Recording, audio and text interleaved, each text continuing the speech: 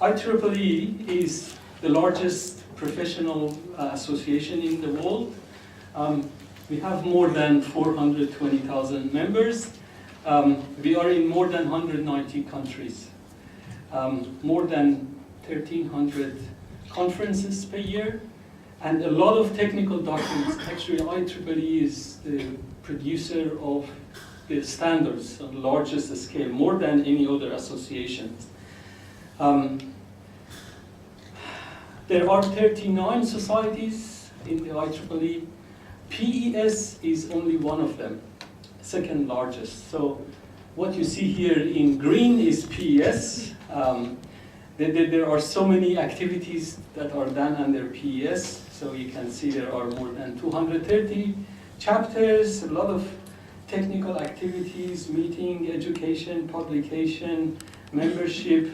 Globally we do a lot of things, a lot of good things, and we think this is what needs to be done for advancement of science and helping humanity. So a very good cause. We have 6 technical publications and 2 magazines.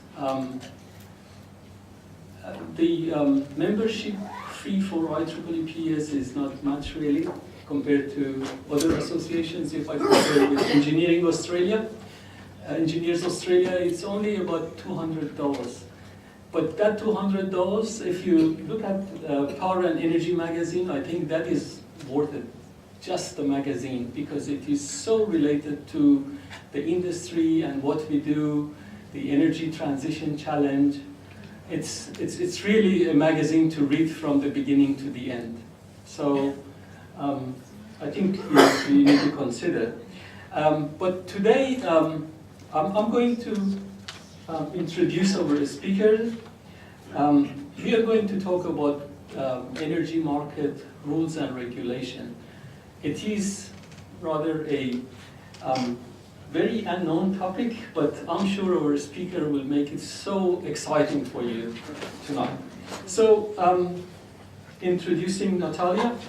Natalia Kostecki received her doctorate degree in political science from University of WA in 2005. She has worked in agriculture, transport, and energy portfolio areas, developing policy and implementing projects that delivered on Western Australian government imperatives. Her energy work experience includes security and reliability project, network access project, and institutional arrangement for electricity market review from 2014 to 2017. In Public Utility Office, she was Acting Assistant Director of Markets from 2013 to 2014, and Project Lead in Gas Services Information from 2011 to 2013 with Office of Energy. Natalia joined AEMO in September 2017 with a brief to facilitate improvement to market and system operation. This included provision of subject matter expertise advice on WEM and Swiss regulation, operation, and access to support rule development and implementation of the government's proposed reform for the Swiss and Pilbara. And special projects such as distributed energy resources and Kalgoorlie virtual power plant trial. So please put your hands together for Natalia. Thank you very much for the introduction, Dean. I'll introduce myself, Natalia Kostecki. I'm currently employed at AEMO in the position of Principal Policy and Market Development Analyst.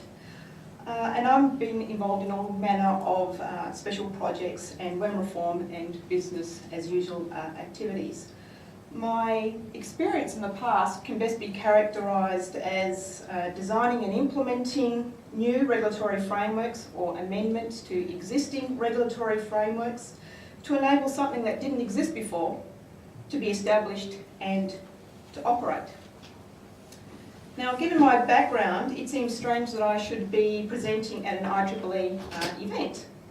The assumption has always been that the technical matters are completely and separately divorced from any sort of regulatory considerations. Nothing can be further from the truth, especially in energy. And it simply boils down to the fact that no law made by man or woman can overcome the immutable laws of physics. And the power system is an inherently physical system.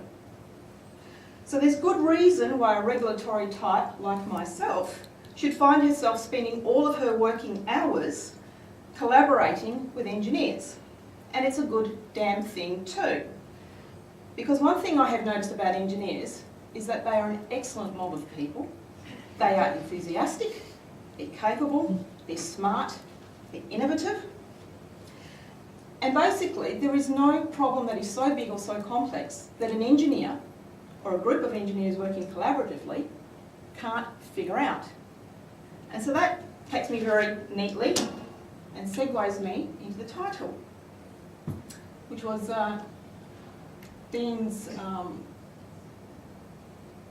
title that he gave to me, so I won't be talking to that title, but I've also asterisked it, effectively because if engineers are so good at what they do, then why does it, and they can come up with technical solutions, then why does it take so long to get them implemented via the regulatory framework?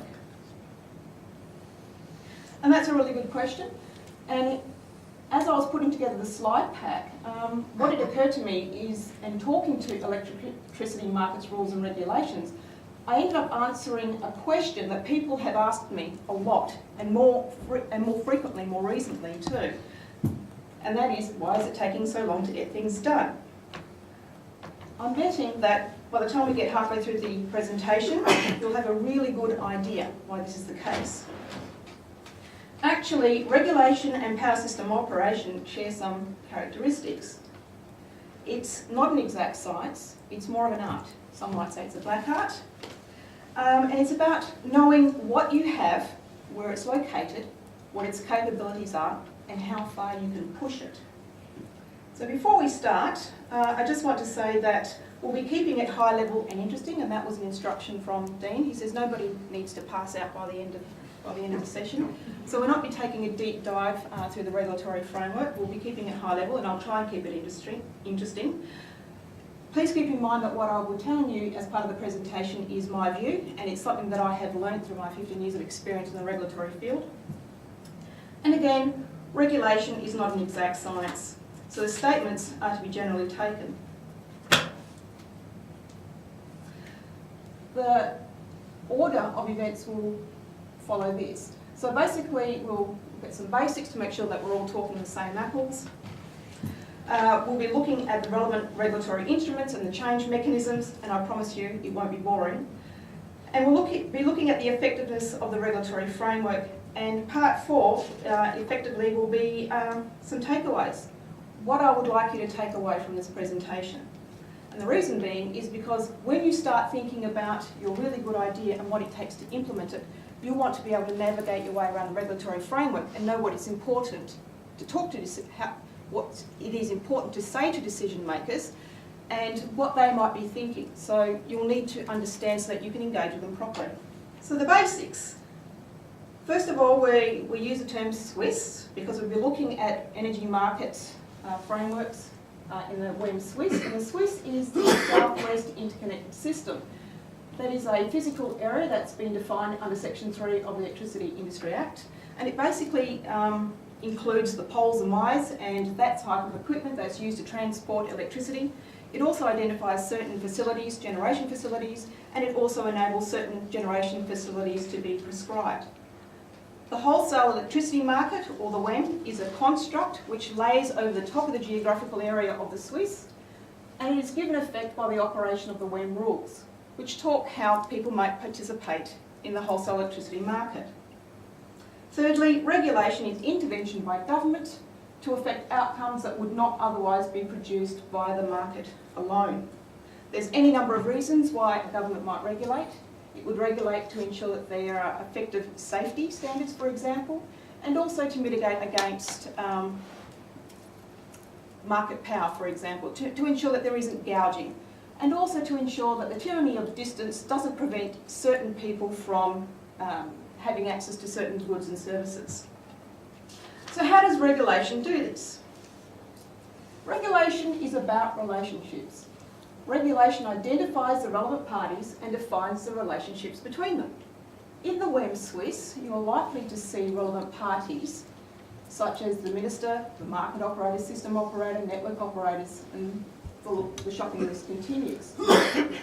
And it defines the relationship between them by such devices as conferring functions, giving powers, imposing obligations, enabling contracts and rights. It also awards protections and it allows delegations.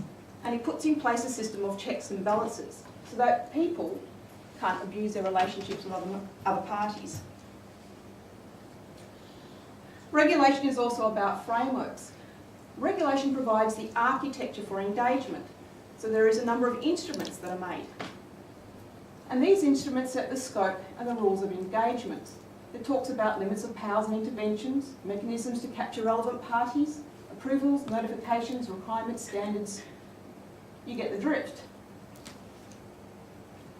The next 4 slides are just going to give you an overview of the sort of legislation, regulations, codes, etc., that are applied in the energy market in Western Australia. So we'll just go through them very slowly. I won't be talking to them all. I just want you to get an impression of what's out there.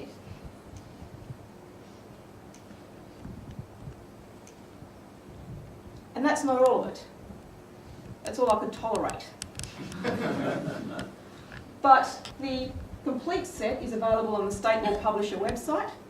And if you are so inclined and you're up for it, you can take a deep trawl through their database at any time. It's publicly available. So what are the actual instruments that would be pertinent to you as a member of the energy industry in the WEM Swiss? I've selected these. It's not all of them, but these are the ones that are likely to affect you in your day-to-day goings about. What you'll notice is that the Electricity Industry Act enables a whole raft of instruments to be produced to regulate the supply chain. Everything from network connection and access, to market operation, to the Ombudsman, to retail regulation, tariffs, etc., etc. One end of the supply chain to the other. It enables the making of a bunch of codes, network quality and reliability of supply. That talks about the quality of supply to consumers, how often you can expect outages, and how deep those outages can be, different prescriptions for different areas. There's a metering code, and there's a code of conduct for the supply of electricity to small use customers. And what we can see is the different levels of instruments here. The lower ones generally empowered by the upper ones. Keep in mind, these are general statements. Regulation is a fine art, and there are no absolutes. So there are general themes. I've thrown in the Gas Information Services Act simply because there's a point of connection between electricity and gas, and it's this. It's the Rule Change Panel. They preside over changes to rules for the Gas Services Information Arrangement, which is the Gas Bulletin Board and the Gas Statement of Opportunities, and also for the regulation of the wholesale electricity market. And it was designed like that intentionally, or I should say I designed that intentionally.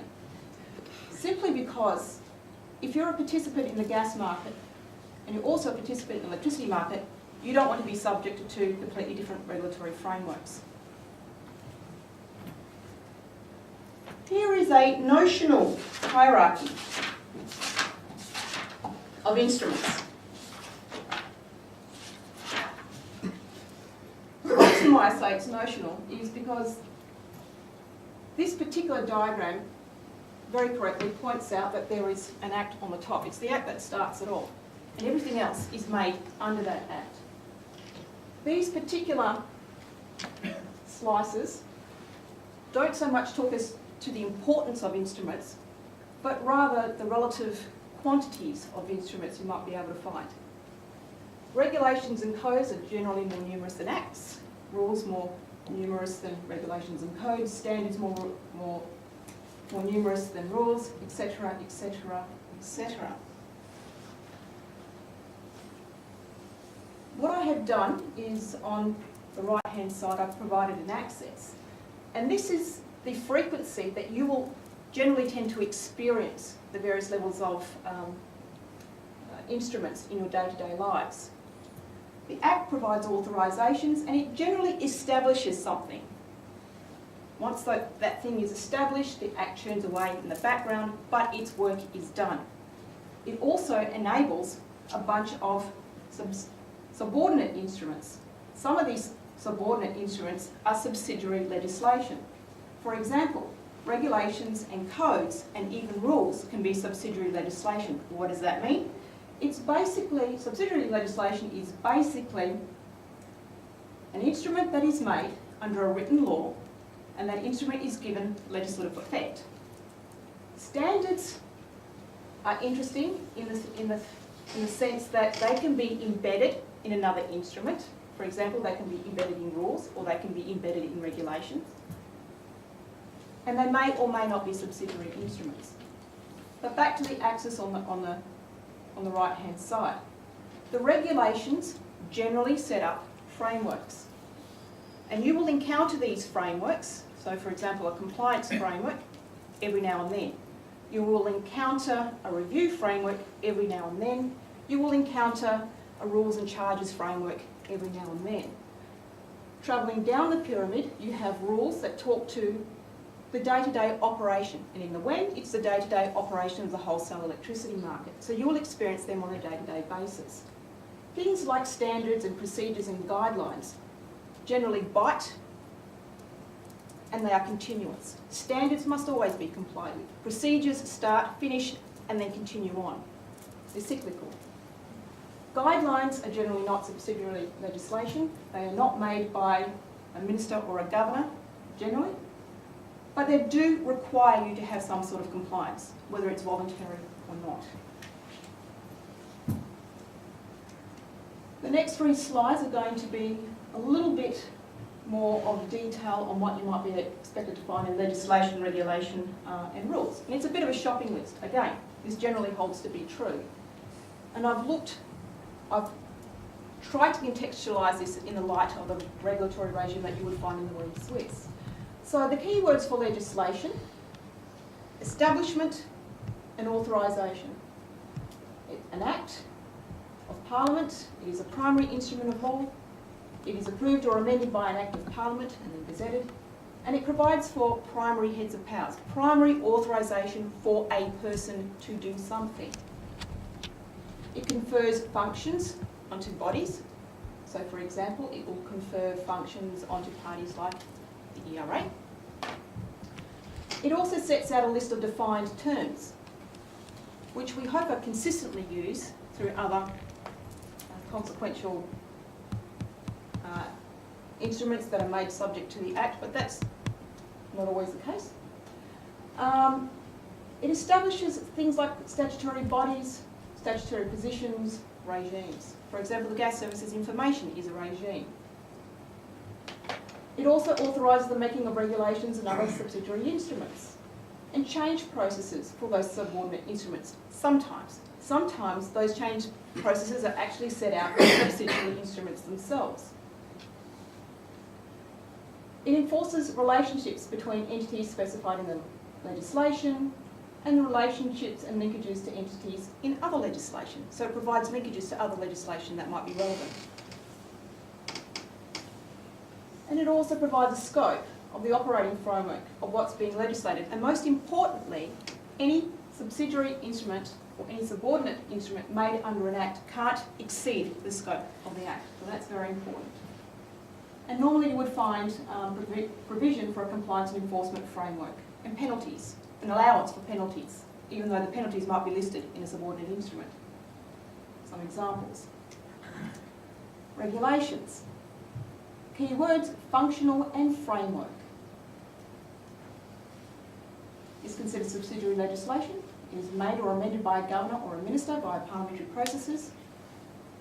And within the scope of functions provided by the Act, provides for the establishment of other bodies, specified functions, authorisations, and authorises the more detailed frameworks in the WEN, for example, the operating framework, compliance and enforcement arrangements, review and appeal mechanisms, so on and so forth. The WEN regulations also specifies any limits on liability for certain parties like AMO, and for ministers and the ERA, And it authorises the making of amending and subordinate instruments and other supplementary defined terms so that you can make sense of the regulations. With some examples. Rules. Operational and technical. These are the ones that are most likely to affect your everyday interaction with the WEM. Subordinate legislation, it may or may not be subsidiary legislation. That means it may or may not be made by a governor or a minister. It's made or amended by the minister if it's subordinate legislation, and or a change authority established under a higher instrument. Sets out day-to-day matters at an operational level, so more in real time, for example, and far more detailed and prescribed. In the WEM rules, you will find standards, setting and criteria underpinning the day-to-day market and system operation. And it also identifies civil penalty provisions and other important provisions, such as protected provisions or reviewable provisions. Protected provisions are those provisions that if they need to be changed, they must go to the minister to be changed. The other provisions, if they are not protected, need only to be changed by the rule change panel. And again, a glossary of terms to ensure common understanding.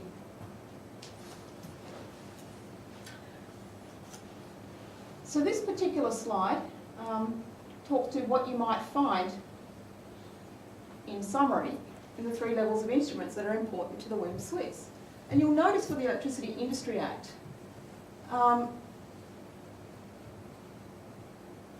that, and I should say that each dot point more or less reflects the content of a certain part in the Act. Any instruments, and I think it's worth saying that any instruments made under any part of the Electricity Industry Act don't always interact really well with instruments made in other parts of the Electricity Industry Act. And this can mean that the supply chain, everything from network connection and access to market operation, system operation, retail market operation, ombudsman and all the rest of it, is compartmentalised. And it is a reflection of the fact that when legislators were putting together the electricity supply chain, or the instruments to prescribe the electricity supply chain, saw these various elements as very, very different. And they more or less worked independently of each other. How times are changing. And it means that, effectively, when you're putting in place or trying to put in place changes to enable disruptive technology that touch on every point of the supply chain, it can make it very, very difficult indeed to understand what changes need to be made and where they need to sit and how they affect other parts of the Act or instruments made under those parts of the Act.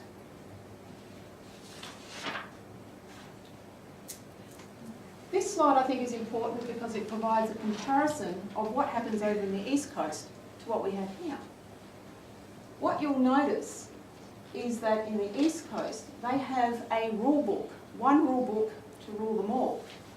And under each chapter it talks about a part of the electricity supply chain.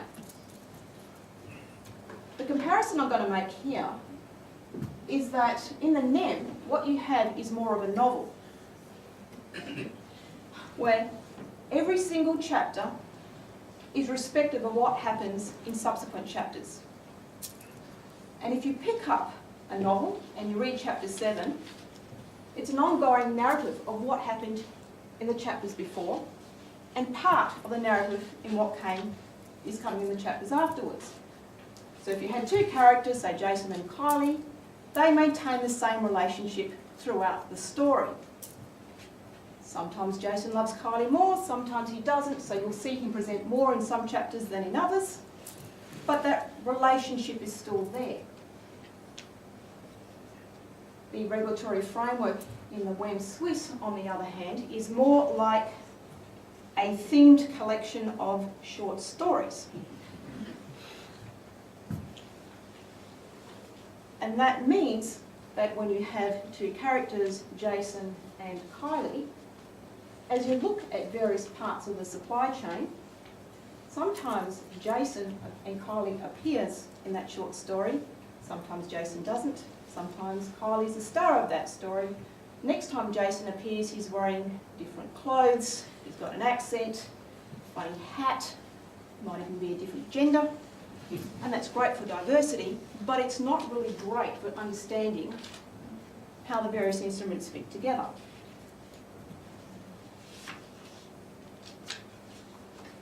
Notice that I've only picked out what I think is the relevant instruments. There's a whole pile of stuff I have left off there as well. But I don't want to make you too depressed.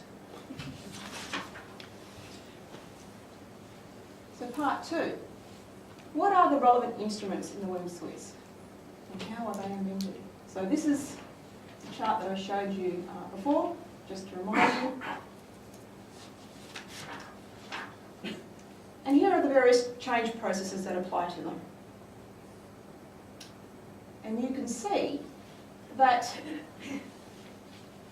there's a great diversity on who can propose an amendment to those instruments, the change authority for that instrument, where the location of that change instrument is, and the time frames to change that instrument.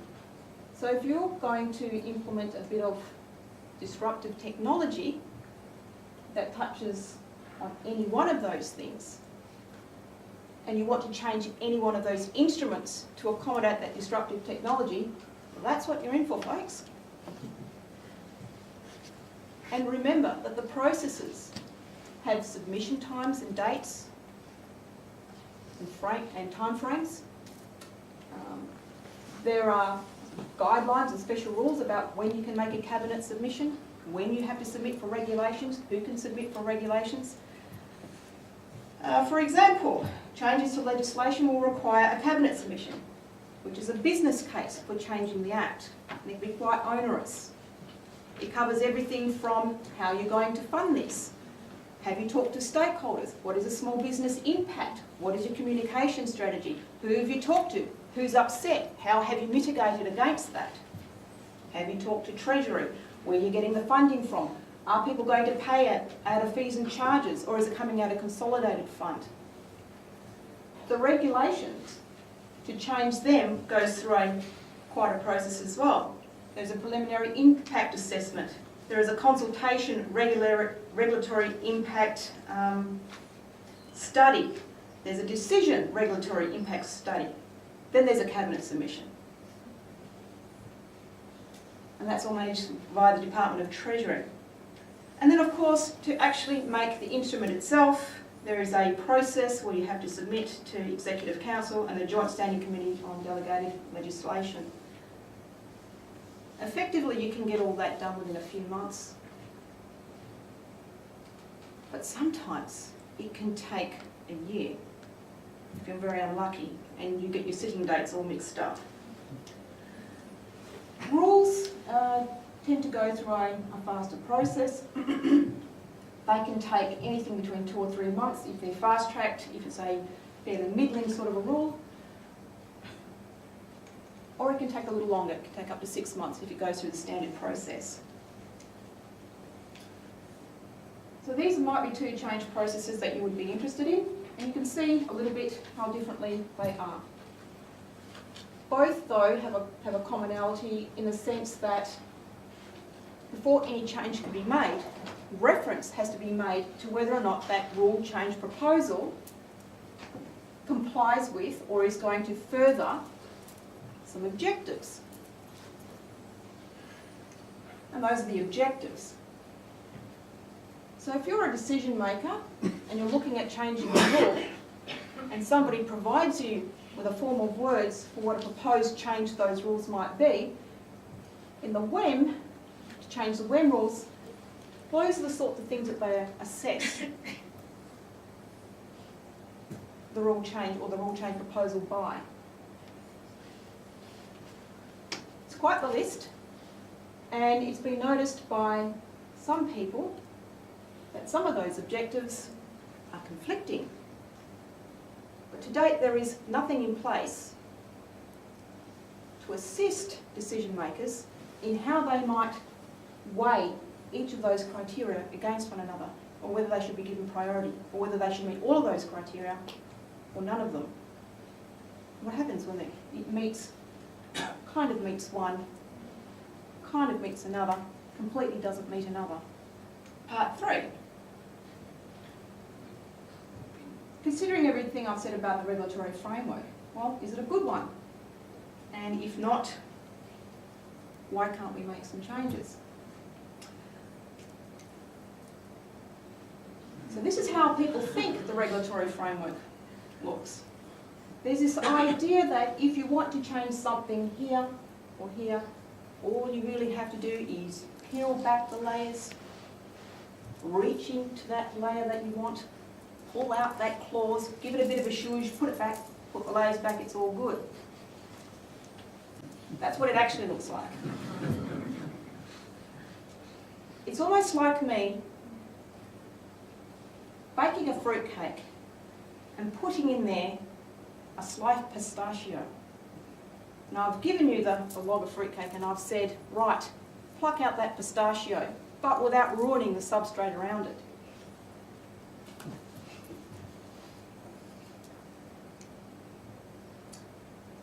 Why is this so?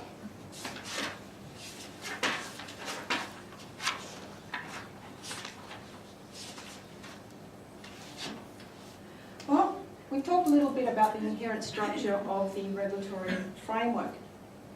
The fact that it is decentralised or siloed under the Electricity Industry Act, and it's fragmented. Because you'll also notice that it's not just the Electricity Act that's important. There are other acts that are important. There are other codes, there are other standards.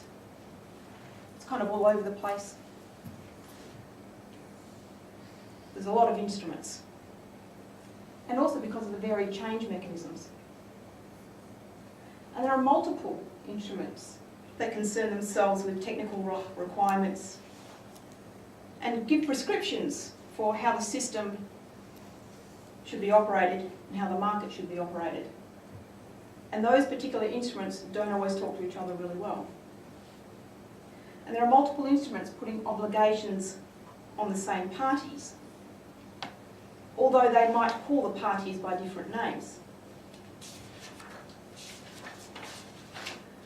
For example, and Western Power seems to be the worst of it. Western Power is referred to as a network service provider under the technical rules. It is referred to as a transmitter or a distributor under the Network Quality and Reliability of Supply Code. It is referred to as a service provider under the Electricity Network Access Code, a distributor under the Small Use Customer Code. But all those things are not the same. They only make sense in the instruments in which that name is being called.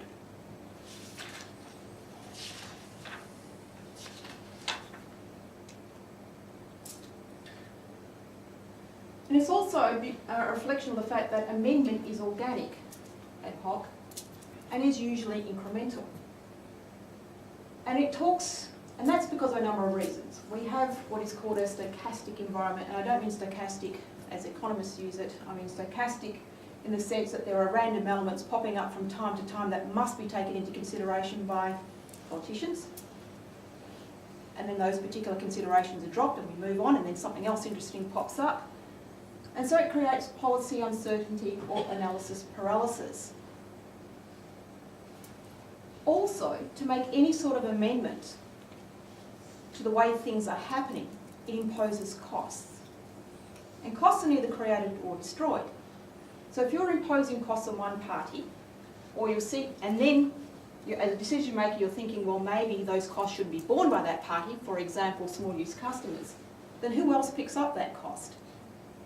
Costs are neither created or destroyed, they're just smooshed around onto other parties, depending upon what the design is of what you're trying to achieve. There is a propensity to make bare minimum changes, and that's because of electoral timeframes.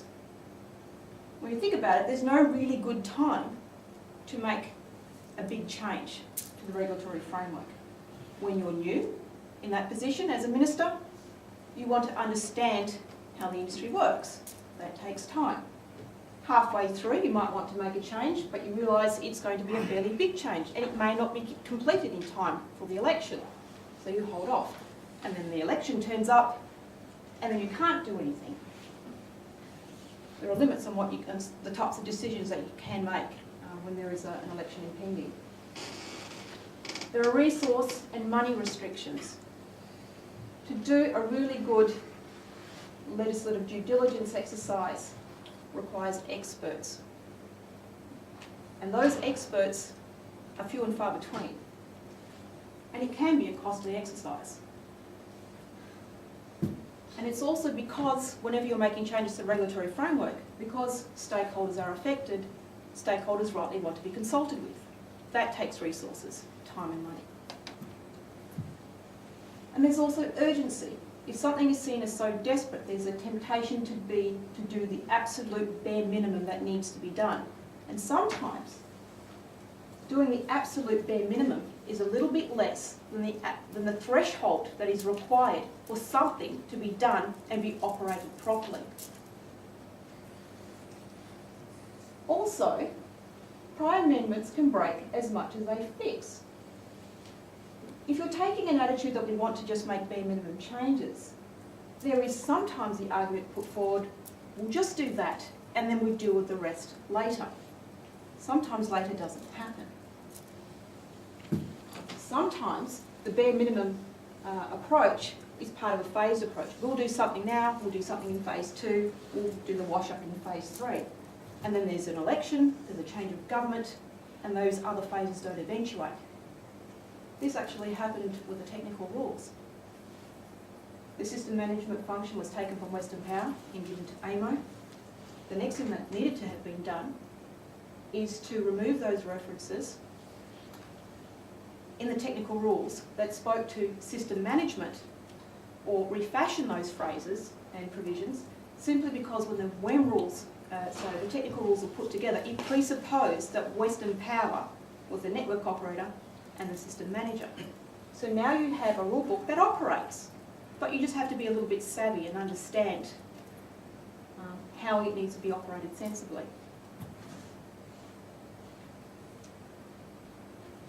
So what are the consequences? We discussed that there is a lack of clear and or consistent definitions, that rule application can sometimes be unclear. It can create operational boundary issues. Roles and responsibilities can be unclear where there is a lack of prescription or there is overlaps. So for example, the operating environment might have changed. When the WEM rules, for example, were put together, they did not presuppose, they contemplated a very much different environment. Synchronous generation, one-way flow of electrons, passive consumers, and that the roles of Western Power and AMO, for example, were clearly articulated, or as clearly articulated as they needed to be at the time under the WEM rules and the technical rules. The environment has changed. The dynamics of managing or operating the power system has changed. And what we're finding is that there is a lack of prescription in the WEM rules to help Western Power and AMO negotiate this new environment. Information sharing problems can also arise because as we need to become more coordinated as market participants, AMO, Western Power, Synergy, and all of us actors in the energy field, and we need to share information. Sometimes you can get a problem that arises where information that is collected by one entity under one instrument cannot be given to another entity under another instrument because of confidentiality of information requirements. So either the party that needs the information under an instrument needs to go to the market participant and say, hey, can you let me have this information? That might work if that is allowable under that instrument, or alternatively that instrument has to be amended. Either way, it makes things very confusing, and it might mean that one party is providing the same information to multiple sources in order to get around the complexity. confusion can create complexity and inflexible arrangements, and that is a barrier to entry. If you're an investor, you want a world that looks like a rainbow layer cake. You don't want to be walking into an environment that looks like a fruit cake and having to navigate your way around that. But also there are regulatory gaps and overlaps, and that causes inherent business risk. For example, how do you know what to comply with? You comply with what you're told to comply with. Sometimes it makes no sense, but the rule's there, so you have to comply with it.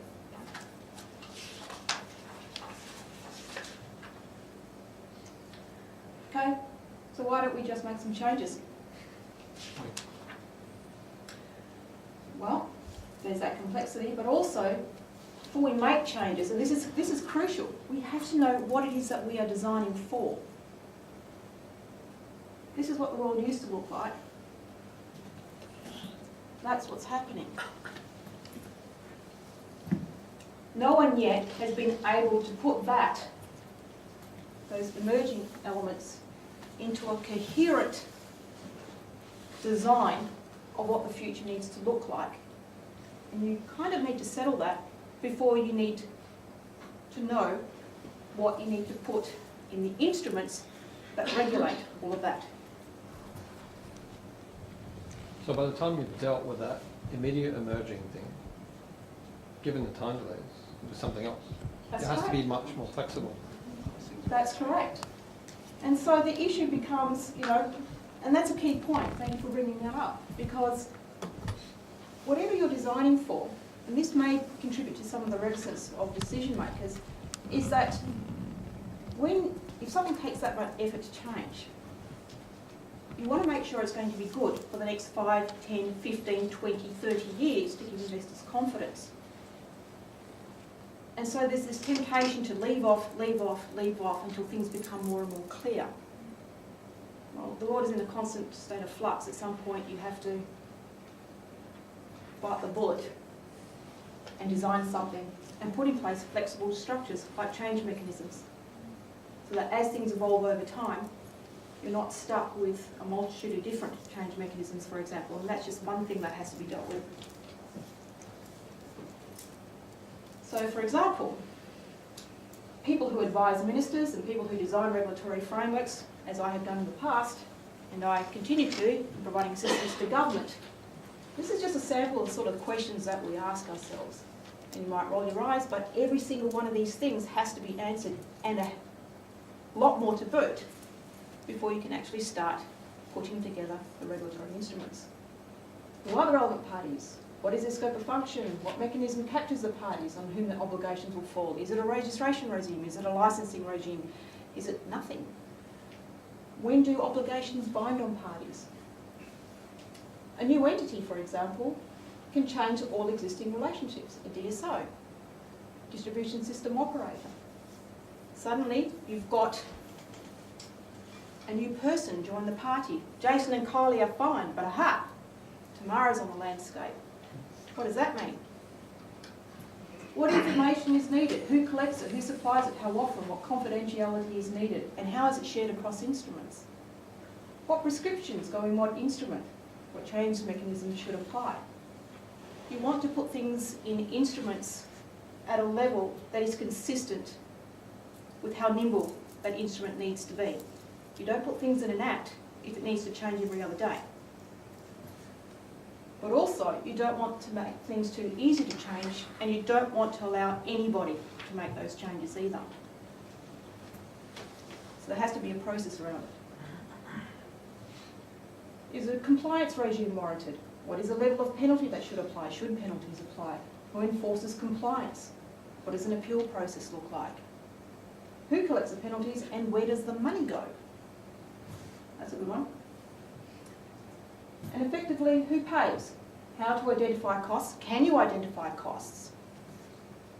Is it causer pays? Is it user pays? Do you more generally smoosh the costs around everybody you think is a beneficiary? How do you identify who's the beneficiary?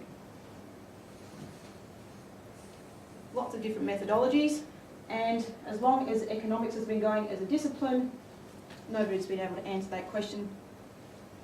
In all situations, it really is a matter of taste and political desire. and who the costs fall and who pays for it. So this handy little diagram shows you a little bit about the process that needs to be gone through, or it's certainly the process that I have followed, in getting regulatory instruments drafted and enacted. So again, policy settings. What are we designing for? We do a legislative and legal due diligence to see what we have in place.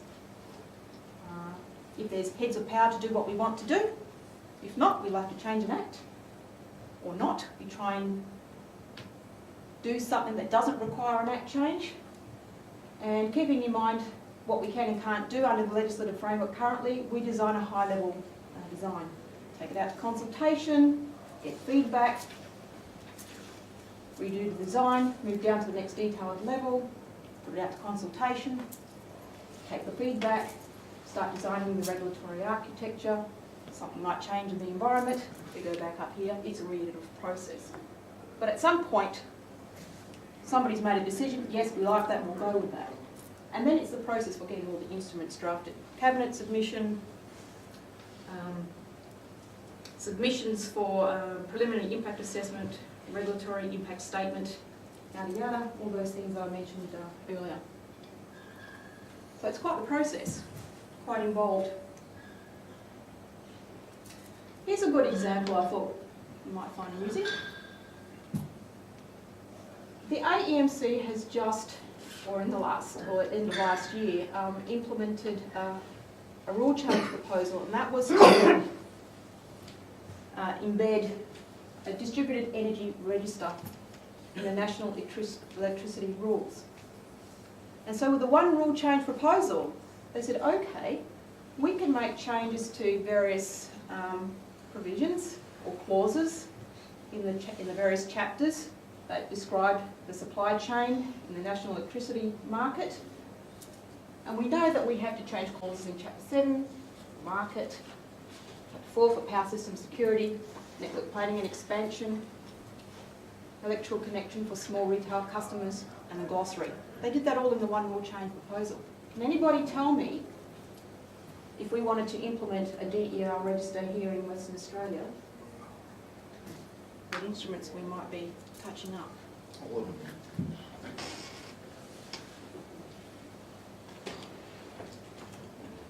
Do you think it would be the Electricity Network Access Code? Well, it's a trick question actually, because nobody knows. Or nobody knows just yet. I think the regulatory due diligence has begun. Certainly I've started looking at it. But you can see that it's going to take more than just opening the novel and going through the various chapters and pulling out the clauses. You have to open every story separately. Open them up and see what needs to be done. So what have we learned? And where do we go from here? Well, we've learned that instruments are a product of their time and their environment. They were fit for purpose, but the environment changes. And remember at the start I said that regulation and power system operation had things in common, conceptually. That it was about knowing what you have, where it's located, what its capabilities are, and how far you can push it.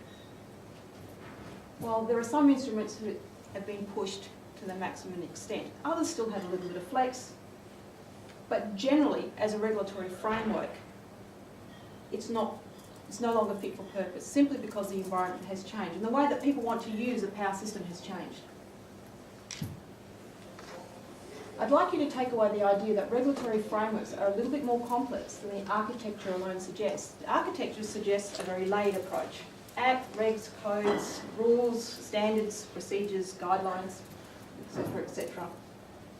But it looks more like a fruitcake than a layered cake. There are close linkages between the technical and the regulatory aspects in the energy supply chain because of the reason that you can't make regulations or rules or any sort of an instrument placing an obligation or a requirement that doesn't respect the physical needs of the system. And that means that simple changes can be more complicated than expected. there is an appetite for incremental change, and this approach can be insufficient to accommodate disruptive technology or changing consumer tastes.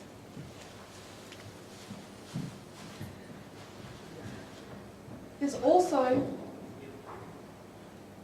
the idea that light regulation is bare minimum regulation, and that's not always the best way to implement a change, because it means that if things are left unprescribed when they need to be prescribed to give parties clarity about what they need to do, then that lack of prescription provides confusion. There is a critical mass of regulation for effective operation, and sometimes it's bare minimum regulation, but sometimes it's not. And again, costs are neither created or destroyed. Obligations come with an inherent cost, so that a cost that is avoided by one party is borne by another.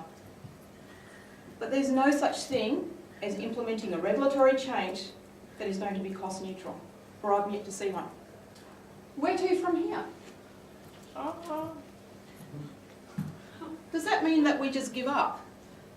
Well, no, it doesn't, because I don't think there is an option to do nothing.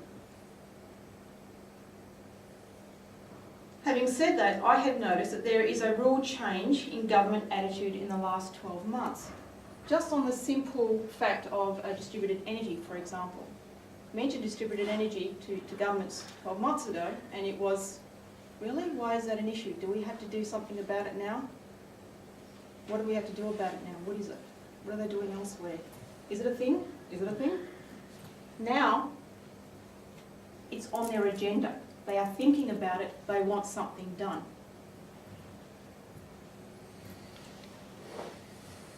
It's difficult, but as good as your job, as good as you are as engineers about finding solutions, there are people like me, regulatory types, there are people like Matt Bowen, who specialise in electricity and energy industry legal things.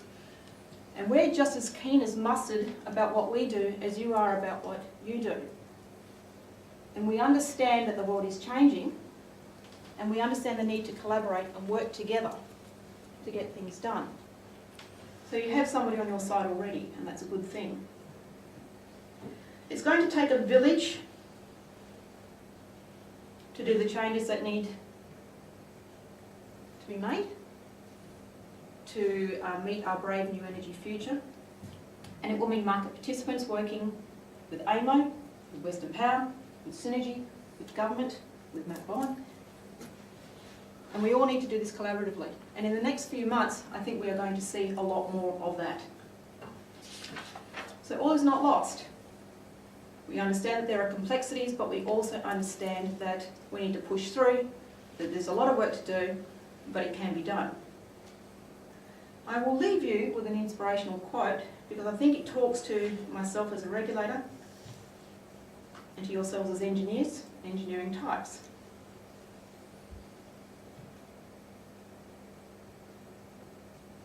That's what I've been doing. Thank you.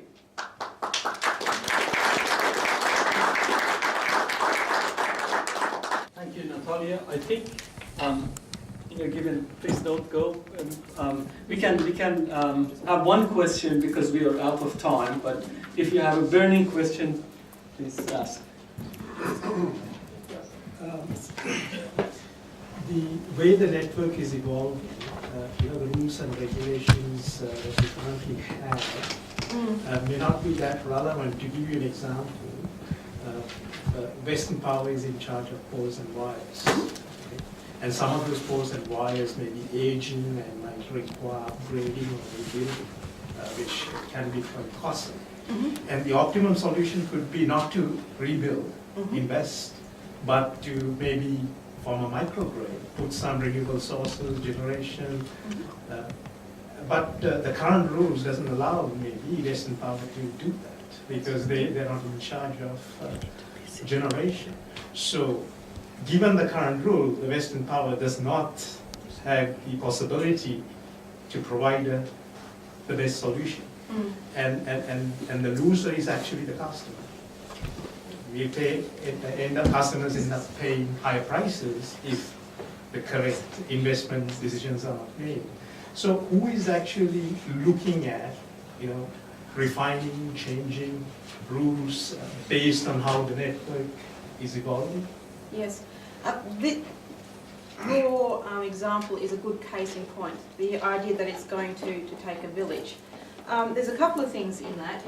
Effectively, if the microgrid is not going to participate in the market because it's not connected to the wholesale market, then the WEM rules, you're right, are not important. But there will need to be rules made, and I'm not sure what instrument it needs to sit in, but there will need to be rules about how those interactions within that microgrid work. For customer protections, for customer pricing. What if a customer wants to move away from the microgrid, for example, and get their electricity from another source? If they're not connected to the main grid, then does that mean the customer is locked in? So there's a bunch of policy questions that need to be answered first. And once government has made up in its mind that that's the way that it wants to go, in terms of fringe of grid issues, because that's what a microgrid ideally does, then we can start crafting rules for it. But the actual operation of the microgrid itself, it's a mini power system. There are frequency requirements, there are voltage requirements, and whether or not the technical rules can be repurposed to apply to that microgrid is another thing. Whether it needs to operate to different, for example, a different frequency operating band, for example. Don't know yet. But certainly Western Power is, my understanding, are undertaking a number of trials. There are stakeholders that have come to us with good ideas that they would like to trial. And at this particular time, it's understanding what are the technical needs of that particular arrangement, whether it's a microgrid or a VPP. I'm trying not to talk on behalf of AIMA, but simply if you want to be a power system operator, if that microgrid can sometimes attach to the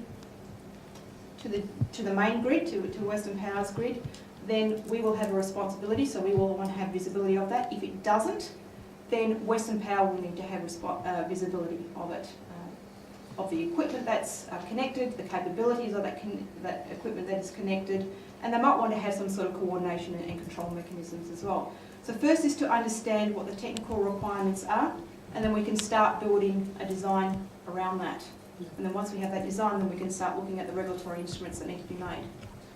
Because I feel for Western Power to make the optimum decision moving forward, I think the rules need to allow Western Power to perhaps be involved in the design of microgrids, be in charge of the generation and so on.